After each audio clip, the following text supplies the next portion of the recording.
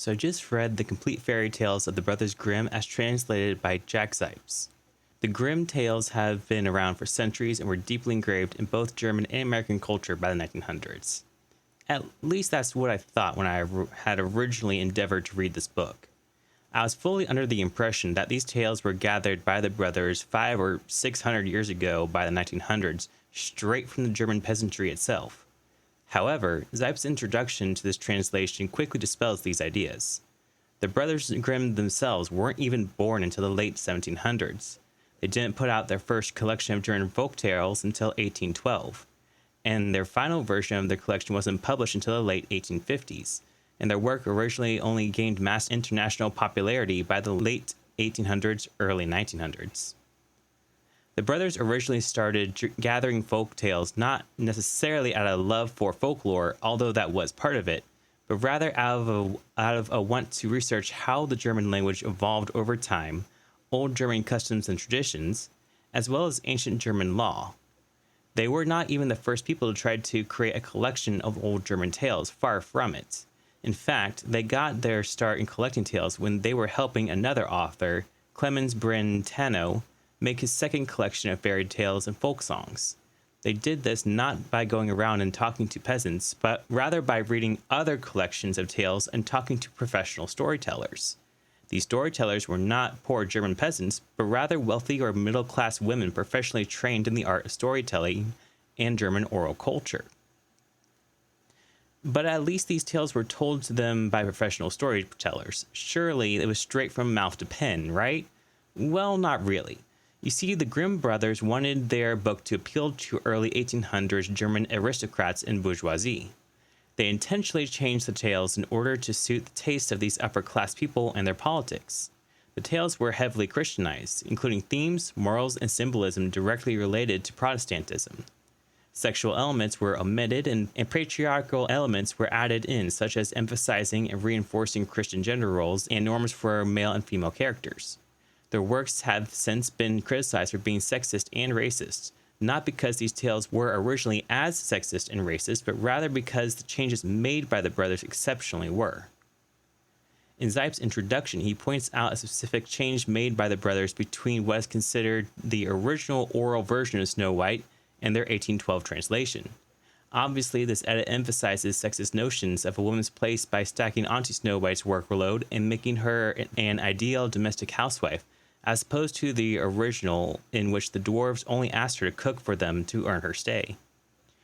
Their edits only become more prevalent over time, as we can see between this 1812 translation of Rapunzel and their finalized 1857 translation, which totally omits Rapunzel's pregnancy out of wedlock. For the brothers Grimm, while historical accuracy was somewhat important, what was more important to them was preserving the spirit of the tales. Because of this, it could be argued that the Grimm's versions of the German fairy tales are not the true or authentic version of these tales. However, to defend the brothers, it should be noted that folklore is constantly evolving and belongs to the people. So long as the people accept these modern Christianized versions of the tales over the original, who are we to say that they are invalid? For what makes a thing folklore is not only that you have heard it before, yet want to hear it again because it is different, but also that you want to tell again in your own way, because it is anybody's property.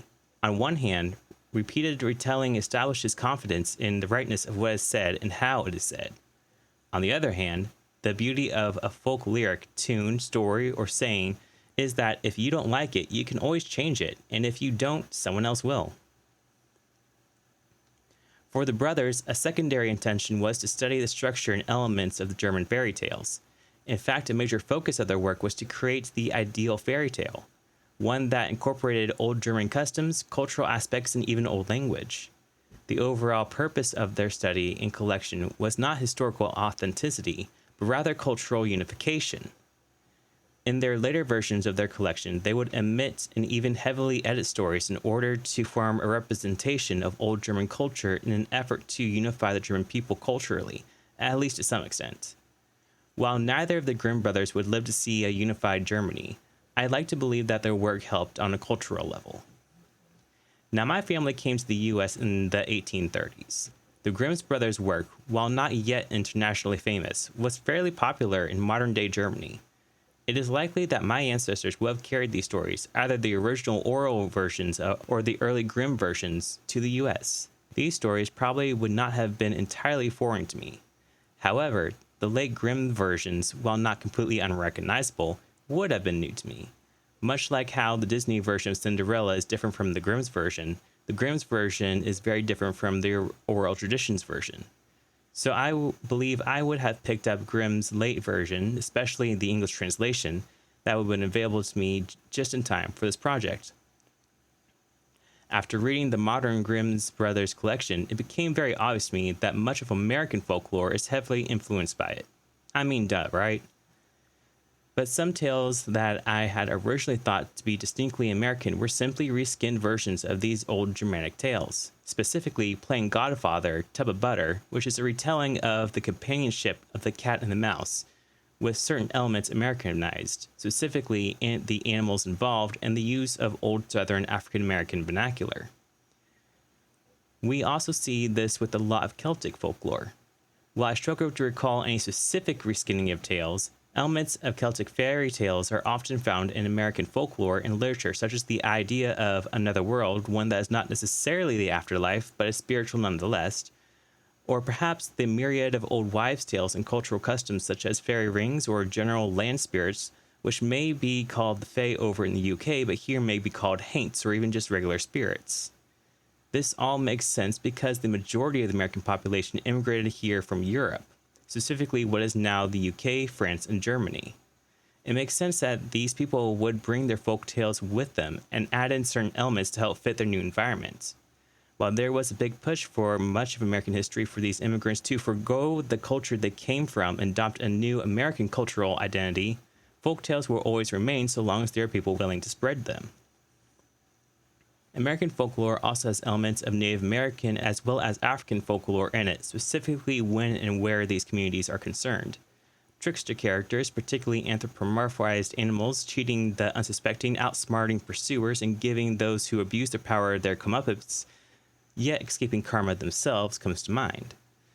But I'm not well versed enough in Native American nor African folklore to give the justice to this subject. What I am more knowledgeable about is old German tales as penned by the brothers Grimm. As a lover of folklore and someone who often laments that people don't spread it anymore, I feel it my personal responsibility to share at least one of these stories. This story is called The Hare's Bride. There once was a woman who lived with her daughter, and near their dwelling they had a beautiful cabbage garden. During the winter, however, a little hare got into the garden and began eating up the cabbage. So the woman said to her daughter, "Go out into the garden and chase the hare away." "Shoo, shoo," cried the maiden to the hare, "stop eating all of our cabbage." "Come here, maiden," said the hare. "Sit down on my tail and come with me to my little hut." The maiden was unwilling, and the next day the hare came again and ate the cabbage. "Go out into the garden," said the mother, "and chase the hare away." "Shoo, shoo," cried the maiden, "stop eating all of our cabbage." "Come here, maiden," said the hare, "sit down on my tail, and come with me to my little hut." The maiden was unwilling. On the third day the hare came again and ate the cabbage. The woman then said to her daughter, "Go out into the garden and chase the hare away." "Shoo, shoo, stop eating all of our cabbage," cried the maiden. "Come here, maiden," said the hare, "sit down on my tail, and come with me to my little hut." The maiden sat down on the hare's tail, and he carried her far away to his hut and said, "Now cook some green cabbage and millet. I'm going out to invite the wedding guests." Then all the wedding guests gathered together. Who were the wedding guests? Well, I can tell you what someone told me. All the hares were there, the crow as a person to marry the couple, the fox as a sexton, and the altar was under the rainbow. However, the maiden was sad because she was so alone.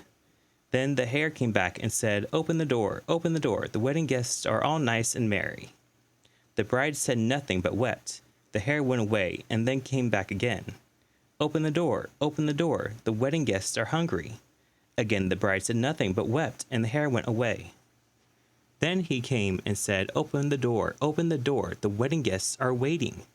The bride said nothing, and the hare went away. However, this time the maiden made a straw doll, dressed it in her clothes, gave it a big spoon, stood it in front of the kettle with the millet, and then went home to her mother. Again the hare came and said, "Open the door, open the door." Finally he opened the door and smashed the doll on his head so the cap fell off. He then realized that it was not his bride, and the hare went off and was sad.